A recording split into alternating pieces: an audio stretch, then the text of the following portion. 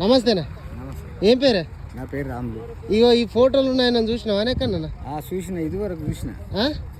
ఎట్లా ఎట్లా తెలుసు?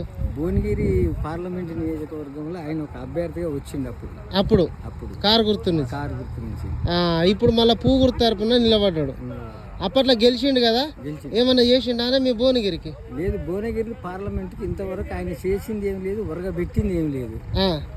ఏ ఆనాడు కాదు ఈనాడు నమ్ముతారు మళ్ళీ నిలబడ్డాడు. మరి అసలు ఆయన ఓట్లు అసలు వాళ్ళ ఇంట్లో ఓట్లు పడతాయో పడయో అది కూడా జర ఇబ్బంది. అదే ఆయన ఇంట్లో ఓట్లు కూడా పడే నమ్మకం లేదు.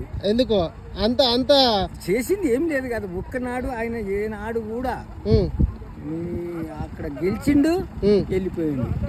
ఆ ఢిల్లీలోనే ఉండో, అక్కడ ఏది తుంగతుర్తికాయ అక్కడనే ఉండో, ఎక్కడుండో తన సొంత ఊర్లో. కానీ ఇక్కడ మాత్రం ఏనాడు కూడా ఏ దానికి కనీసం ఎప్పుడు రాలే. మీ ఆపదికి లేదు, కనీసం వచ్చి తినిపోతాడు అనుకుంటే అది కూడా లేదు. అంతేనా?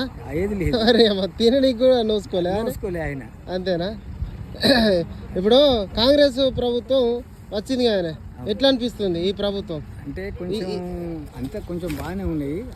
ఈయన గుర్తుపట్టినావా? శ్యామల కిరణ్ కుమార్ రెడ్డి. ఎవరు ఈయన గుర్తుపట్టినావా? గుర్తుపట్టిన కాంగ్రెస్ ఆయన. ఇప్పుడు కనీసం ఇప్పుడు ఉన్న నిలబడ్డ అభ్యర్థి. ఎట్లా ఈయన మీద నమ్మకం ఉన్నదా? ఇట్లా ఈయన మీద నమ్మకం లేకున్నా కనీసం రేవంత్ రెడ్డి మీద నమ్మకం ఉంది. ఎందుకంటే ఇదివరకు 6 గ్యారంటీలు ఆయన కనీసం ఒక 3 అన్నా పని చేస్తున్నాయి. ఇప్పుడు ఏది ఒక్క 200 రోజులలోనే 4 గ్యారంటీలు అయితే అమలు చేస్తుంది. ఇప్పుడు మీకు భువనగిరికి మూసి ప్రక్షాళన చేస్తా అని రేవంత్ రెడ్డి అన్నాడు. అంటే అంత ఇబ్బంది పడుతున్నారా అని? దానికి చాలా ఇబ్బంది ఉంది. అది చేయాలని అందరికీ, అది చేస్తేనే మేలు జరుగుతుంది. గతంలో నిలబడ్డ వాళ్ళు చెప్పిర్రా అట్లా? ఏది చెప్పలేదు. మేము మూసి ప్రక్షాళన చేస్తామని కూడా ఇంతకుముందు ఎమ్మెల్యే కూడా చెప్పలే.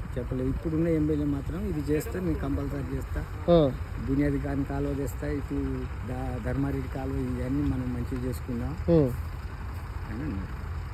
అన్నది చేస్తారు కూడా. ఈడ కాంగ్రెస్ అభ్యర్థి గెలిచే ఛాన్స్ ఉన్నదా?